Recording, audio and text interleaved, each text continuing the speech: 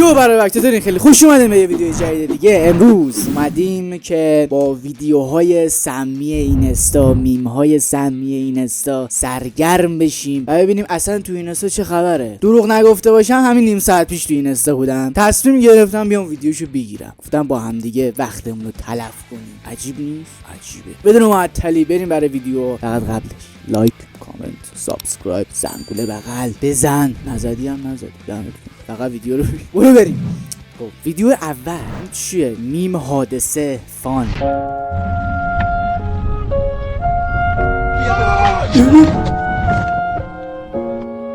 خیلی بد بود. من برای دوچرخه سواران مملکتم آرزو میکنم. برای دوچرخه سواران آرزو میکنم همچین اتفاقی برایشون نیفته. من خودم البته دوچرخه سوارم، من خودم هم پاره میشه، برای همین دارم دعا میکنم. آقا صدای من قشنگ‌تره صدای خانم دکترا. سلام. سلام. سلام. صدای من بهتره صدای دکترا. What the fuck؟ آقا صدای من قشنگ‌تره صدای خانم دکترا. سلام. سلام. سلام. صدای من بهتره صدای دکترا.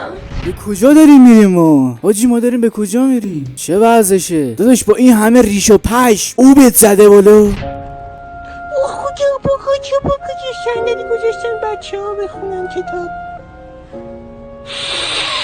What؟ صندلی گذاشتن بچه ها بخونن کتاب.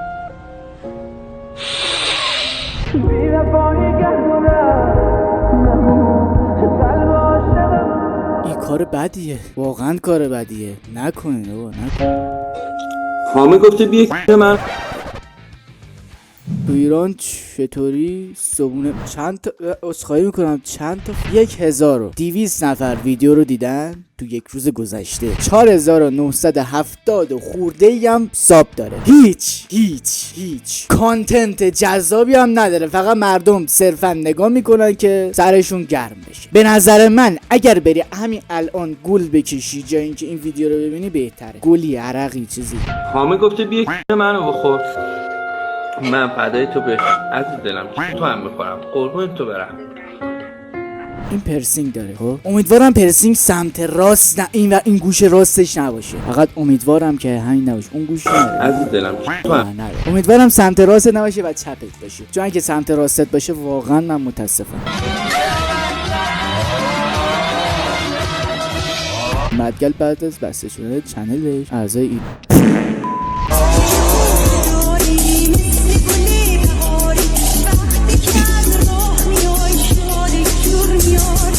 از این به بعد ویدیوامون اینجوری رکورد میکنیم. احساس میکنم گنگتره، خفنتره و من دورترم نسبت به شما و شما نسبت به من دورترین. چی میگم با جنگ شده زده به سرم حاجی. توجه، اگر که صدای ویدیو بلند هستش لطفا اون رو کمش کن چون قراره میگه به فنا بریم. ببین من دیگه نمیخوام بات باشم. کات دیگه بهم پیام نده وگرنه بلاکت میکنم. نرینی بلاک میکنی اسکول. حداقل وایس آخرین حرفمو بشنو.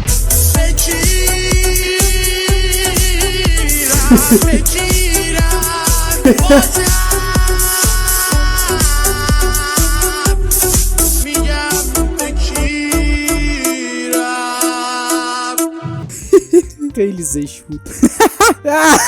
آقا در مورد این ویدیو که الان ما دیدیم ولی ریاکت زدیم اینه که نکنیم. یه چیزی رو خداوکیلی رو راست میگم، دخترها و پسرای همسن من، بزرگتر من، حالا بزرگتر من که بگن بکیر هم خب همین آهنگو پلی میکنم برامون، ولی همسن و سالای خودم نکنه. حالا شاید میگی مثلا من 15 16 سالمه، چرا بایدم ثابت کنم مثلا من آره مثلا 20 سالمه، متولد 83 11 10 بهمن. خب به قیافم نمیخوره، پشماتون شاید بریزه، ولی نکنین. خدا وکیلی نکنین با هم دیگه این کارو. مثلا واقعا اگه همدیگه رو دوست دارین نکنین. من واقعا موافق این موضوع نیستم که بخواین این کارو با هم دیگه بکنین.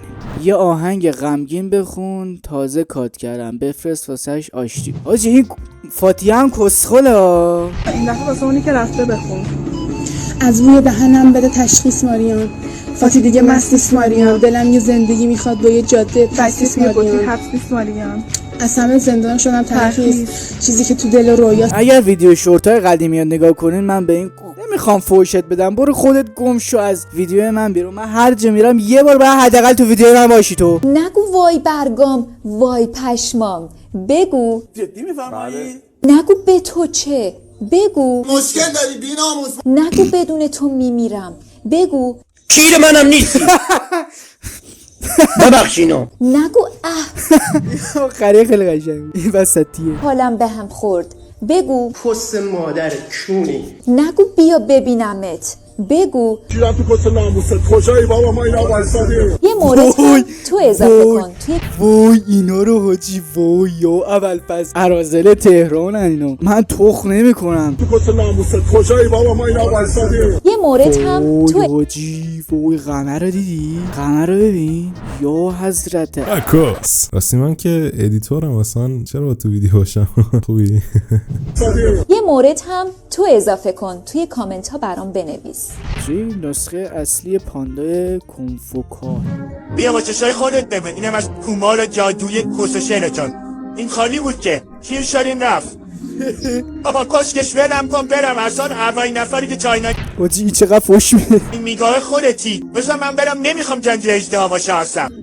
اما تو نمیتونی، تو انتخاب شدی، من عدوه تو رو انتخاب کردیم. نه داشتم مادر جنده تو اون عدوه مادر کسته، اون پنجا خشین چیری با اون ببری جنده و مانتیش گفتم ها نداری جایی بری، تو اینجا میمونی و با تانرنگ میجنگی و اونو شکست بدی. فهمیدی چی میگم؟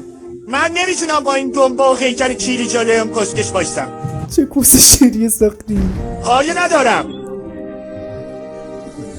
میزمی کس ننه بیخوایت.